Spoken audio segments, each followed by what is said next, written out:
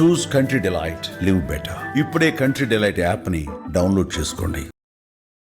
నమస్తే, welcome to Suman TV. నేను మీ సాయి భైరి.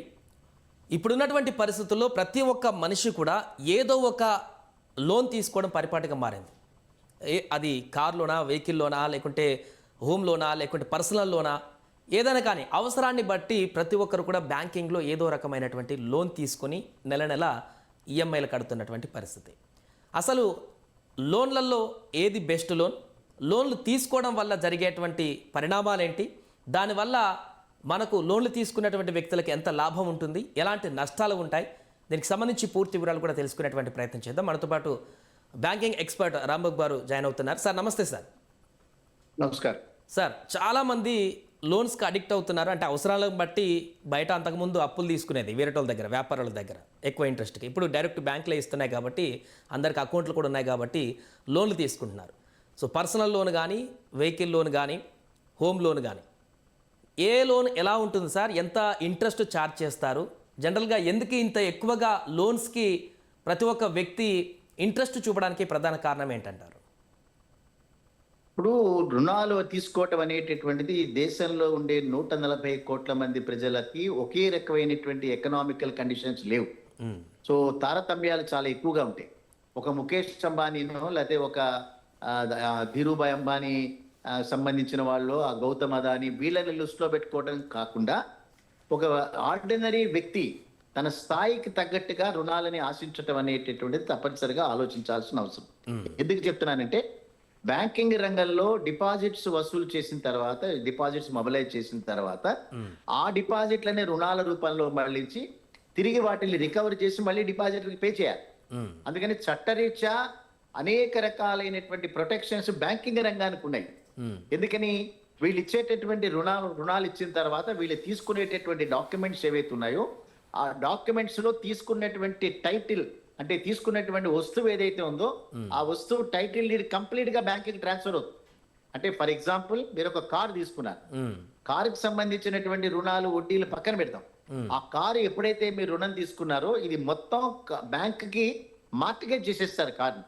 అంటే ఎప్పుడైనా సరే కార్ని కనుక సీజ్ చేయాలంటే బ్యాంక్ కి 1 గంట సేపు సమయం చాలు. అంటే లైసెన్స్ అంతా వాళ్ళ దగ్గర ఉంటుంది, మనం వాడుతూ ఉంటాం. కంప్లీట్ గా ఒరిజినల్ పేపర్స్, సి బుక్లు ఇవన్నీ కంప్లీట్ గా వాళ్ళ దగ్గరే ఉంటాయి. అందుకని ఎప్పుడైతే మనం రుణం తీసుకుంటున్నామో మనం పేమెంట్ చేయగలిగినటువంటి పరిస్థితుల్లో మాత్రమే అంత మేరకే మనం ఆగాలి. ఇప్పుడు నా జీతం 2 లక్షల రూపాయలు ఉన్నా కూడా నేను 20 లక్షల రూపాయల వెహికల్కి వెళ్లాల్సినటువంటి అవసరం లేదు.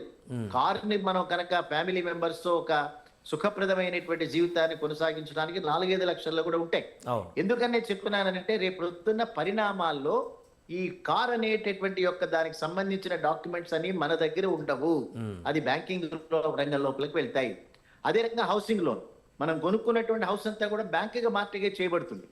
అదంతా పేపర్స్ అన్ని, ఒరిజినల్ డాక్యుమెంట్స్ అన్ని బ్యాంకులో ఉంటాయి. సో ఇవన్నీ కనుక మనం చూసుకున్న రోజున తప్పనిసరిగా ఆలోచించి నిర్ణయం తీసుకోవాలి. ఒకవేళ ప్రయోజనం పొందేటటువంటి కుటుంబాలు కనుక ఆలోచిస్తే, బ్యాంకింగ్ లో వ్యక్తిగతమైనటువంటి రుణాలు ఉన్నాయి, ఇవి చాలా ఎక్కువ వడ్డీతో కూడుకునేటువంటి రుణాలు. రెండోది ఎడ్యుకేషనల్ లోన్స్ ఉన్నాయి. ఇవాళ డాలర్కి 91 రూపాయలు ఎప్పుడైతే అది ఆల్ టైమ్ లోయెస్ట్ దానిలో పడిపోయిందో, 91 రేపు 95 అయ్యే ప్రమాదాలు ఉంటాయి. సో విదేశాల్లో చదువుకునేటటువంటి పిల్లలు ఏదైతే ఉన్నాయో వాళ్ళు తీసుకునేటటువంటి ఎడ్యుకేషన్ రుణాల మీద చాలా ఎక్కువ మొత్తంలో వాళ్ళు పే చేయాల్సిన అవసరం వస్తుంది. అంటే మొన్నటి వరకు 60-70 రూపాయలు ఉన్నప్పుడు మనం పే చేసేటటువంటి, అంటే మనం తీసుకునేటువంటి బ్యాంకు రుణం డాలర్లో కన్వర్ట్ చేసి మనం పే చేయాలి. సో డాలర్లో కన్వర్షన్ చేసినప్పుడు ఒక రకమైన మొత్తాన్ని మనం పే చేసాం. ఇప్పుడు హెచ్చు మొత్తంలో మనం రూపాయలు ఇస్తే తప్ప డాలర్ రాదు. సో ఎడ్యుకేషనల్ లోన్స్ బ్యాంక్ నుంచి తీసుకున్నా ఇవన్నీ కూడా చాలా ఎక్కువగా కాస్ట్లీ అయినటువంటి రుణాలు. అయినప్పటికీ కూడా ఎడ్యుకేషన్ రుణాలు ఈ దేశంలో తీసుకున్న వ్యక్తులు కూడా ఉపయోగకరమైన రుణాలు, తక్కువ వడ్డీకి దొరికేటటువంటి రుణాలు ఎడ్యుకేషనల్ లోన్స్. మూడోది వచ్చేటప్పటికి హౌసింగ్ రుణాలు. ఇది చాలా అద్భుతమైనటువంటి వ్యక్తులకి చాలా ప్రయోజనం కలిగించేటటువంటి, కానీ తన స్థాయికి తగ్గట్టుగా మాత్రమే హౌసింగ్ రుణాలు తీసుకోవాలి తప్పిస్తే తన కుటుంబంలో వేరే వాళ్ళకి పెద్ద పెద్ద ఇల్లు ఉన్నాయనో, తన స్నేహితులకు ఉన్నాయనో ఆ రకంగా ఆశపడాల్సినటువంటి అవసరం లేదు. ఇప్పుడు వీటన్నిటిలో దేనికి తక్కువ ఇంట్రెస్ట్ ఉంటుంది సార్? హౌసింగ్ కానీ, వెహికల్ కానీ, పర్సనల్ లోన్ కానీ, ఎడ్యుకేషన్ కానీ, అన్నిటిలో రేట్ ఆఫ్ ఇంట్రెస్ట్ తక్కువ ఉండే దేంట్లో సార్? ఎడ్యుకేషన్ రుణాలకు మాత్రమే అన్నిట్లలో కంపేర్ చేస్తూ తక్కువ రుణాలు ఉంటాయి. దాని తర్వాత వ్యక్తిగతమైనటువంటి పర్సనల్ లోన్స్ కి చాలా ఎక్కువ రుణాలు ఉంటాయి. ఇవన్నీ నాన్ ప్రయారిటీ అడ్వాన్సెస్ అంటారు వీటిని.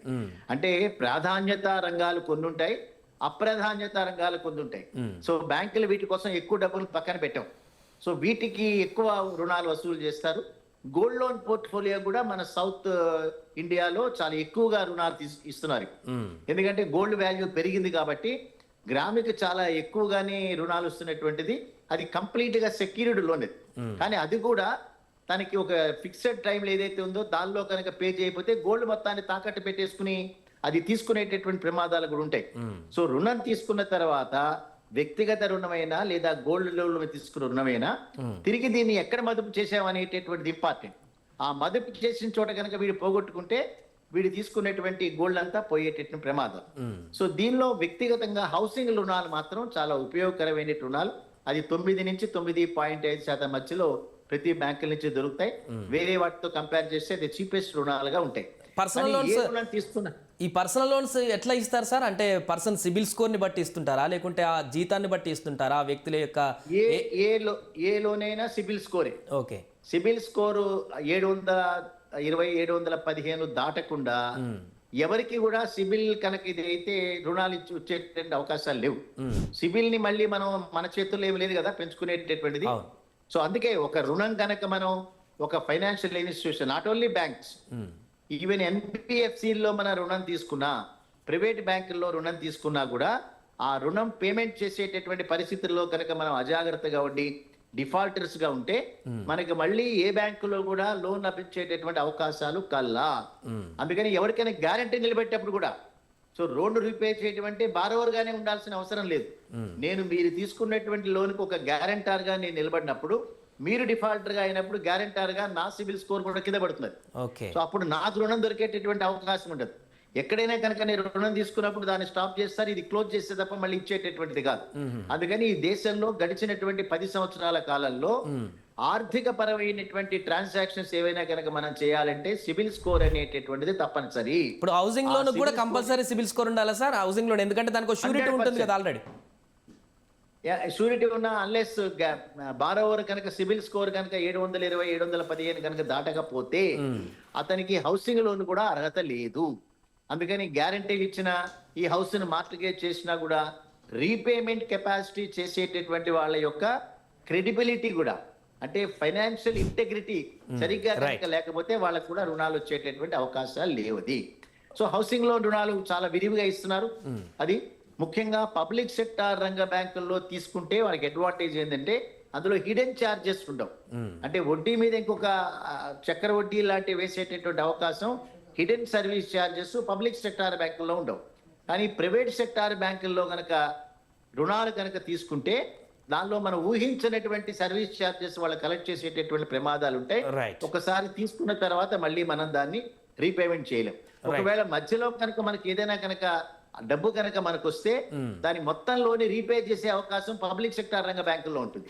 అదే ప్రైవేట్ బ్యాంకుల్లో కనుకైతే మధ్యలో రీపేమెంట్ చేసే అవకాశం మాత్రం కనిపించదు. Right sir, thank you so much sir. అది ప్రస్తుతం లోన్స్కు సంబంధించినటువంటి పూర్తి వివరాలు, ఏ లోన్ తీసుకుంటే ఎలాంటి అడ్వాంటేజ్ ఉంటుంది, ఏ లోన్ ఎందుకు బ్యాంకులు ఇస్తాయనేది కూడా రాంబాబు గారు చాలా చక్కగా వివరించారు. మరిన్ని ఇలాంటి ఇంట్రెస్టింగ్ బ్యాంకింగ్ అప్డేట్స్ కోసం చూస్తూనే ఉండండి సుమన్ టీవీ.